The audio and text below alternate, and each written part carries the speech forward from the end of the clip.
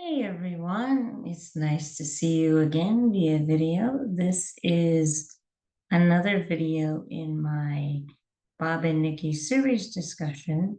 So, for those of you who might be following the series, this is book 20. And let me put up the cover here so we can see this. This is what the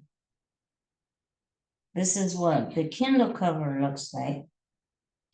In this installment, it's basically Amelia Earhart Part 2.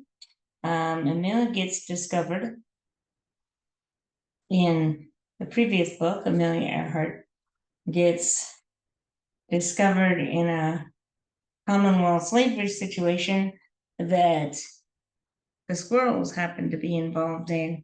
And this volume is a continuation of that same story arc. We find out that the squirrels have infiltrated the US government, and that's one of the reasons that Bob and his crew have had so much trouble keeping the peace back on Earth, because a lot of the political powers that be have been advised by these squirrel operatives without knowing it.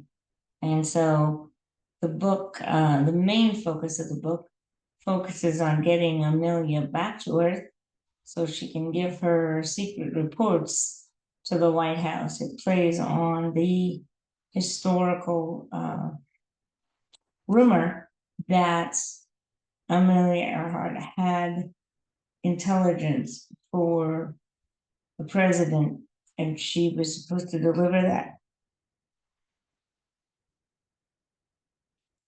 Besides that being a major impetus in the book, it also provides a way for the story to continue to advance, because Bob has Saucer Holler, which you might remember had a volume dedicated to it. It's his little enclave for the team where the whole adventures started on Earth, where Bob's saucer repair started,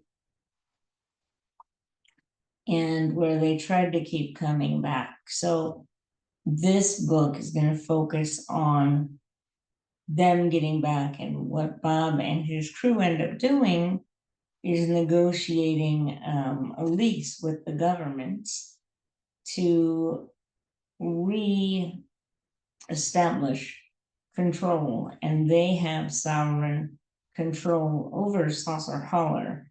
And Jerry Boyd does a good job of providing reliability for it within historical context by referring to, say, the Panama Canal Treaty, or the treaty that was made with Hong Kong as a lease. So we'll see in book 21 the ramifications of this, but the book ends with the supposition that the treaty may not hold, but the crew has settled themselves down for some well-deserved R&R after being out in space for so long. We also have some new crew members. Notably, we have two former members of the Secret Service Presidential Detail. And we also in this book get more of a glimpse into Bert and Ernie as they are doing supply runs for Bob. So as usual, the tone of these books is very down home, very let's pull together and problem solve kind of thing. But this is a little more political than some of the volumes are, but not heavy-handed by any means, but just it is a little bit less domestic than some have been. So that's about it for the plot points of this book that I wanted to bring out. But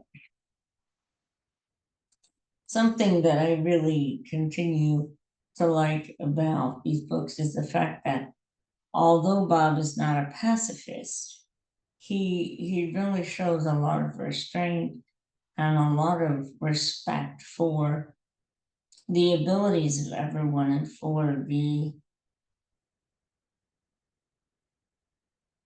my goodness, pardon me, for the unique abilities of all of his crew. And I think that's one of the intangible things that really keeps you coming back for these characters. I mean, one of the criticisms of the series is that the books get repetitive to some degree, and they can, and the jokes can get repetitive to some extent, but I really think that one of the things that keeps people coming back to them when they do is this idea that people and bots and other species all live together and they work together and they have real problems, but they solve those problems together, and they do it by playing off the abilities of each other.